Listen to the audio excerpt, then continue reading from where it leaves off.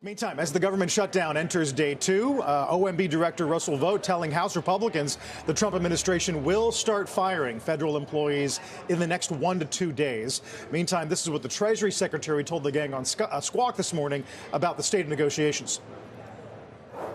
We were left with a mess. It was the largest deficit when we weren't in a recession, weren't at war, and we are fixing the deficit. And there could be a discussion, but this isn't the way to have a discussion. Shutting down the government and lowering the GDP. We have a 3.8% GDP, and when the Democrats shut down the government, that we could see a hit to the GDP, a hit to growth, and a hit to working Americans.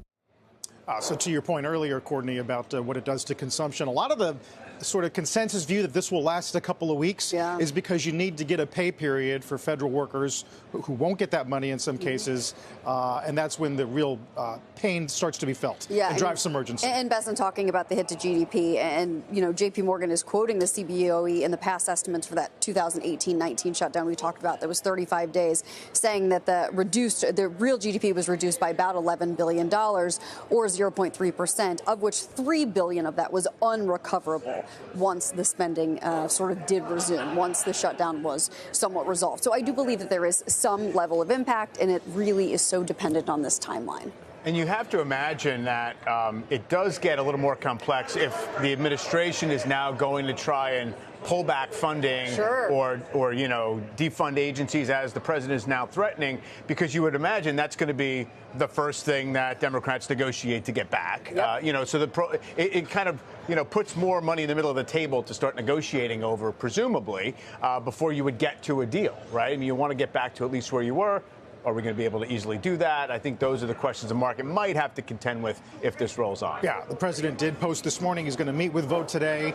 We'll determine which Democrat agencies do need to be cut, and they'll decide which of those cuts will be temporary and which will be permanent. Meantime, the White House, as we said, signaling more cuts. For more on that, let's get to Emily Wilkins. Hey, Emily. Hey, Carla, how are you doing? Well, yeah, as you said, we could be getting some more clarity today. Lawmakers were told yesterday, could come today, could come tomorrow. Let's look at that post that President Trump put on Truth Social about meeting with Russ Vought, his chief budget officer. Trump says the meeting is to determine which of the many Democrat agencies, he calls most of them, are a political scam, Vought recommends to be cut, and whether or not those cuts will be temporary or permanent. We also know that the shutdown will officially delay the September jobs report that it's expected out tomorrow. Question now, how much is that report going to be delayed? Next time senators will try to fund the government is going to be on Friday afternoon. They have a vote scheduled, but it just doesn't seem at this point like Republicans are going to be joined by those 8 Senate Democrats needed to restart funding. And remember, if this shutdown goes for a couple weeks, as some are predicting, into the mid-month, that's going to hamper BLS's ability to collect data on jobs and prices that also are it's very key right now in this economy. And that lack of data is going to add uncertainty to the Federal Reserve's monetary policy outlook. That's according to a new analysis out from S&P Global.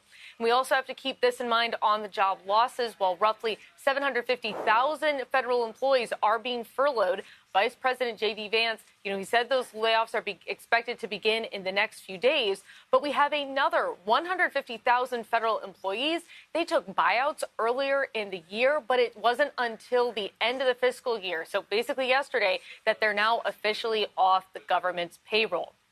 Now, the White House is also turning up the pressure on Senate Democrats to get to yes.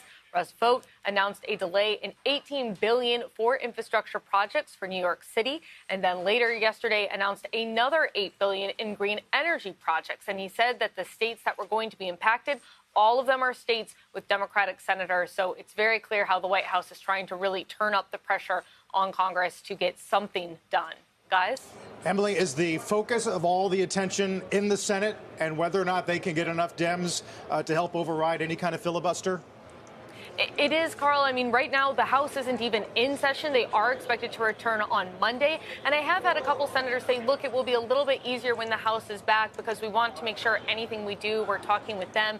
But a lot of Republicans are saying, hey, all we're going to do right now is just pass the 7-week stopgap. If Democrats want to talk about things like, say, extending those premium tax credits for the Affordable Care Act that are going to impact millions of Americans, we can do that, but not until the government is funded. We did yesterday start seeing, actually right there on the Senate floor while votes were going on, some of those bipartisan conversations about a potential path forward. There are Republicans who don't want to see those tax cuts end. They are having conversations with Democrats, but I think we're a long way at this point from a clear solution.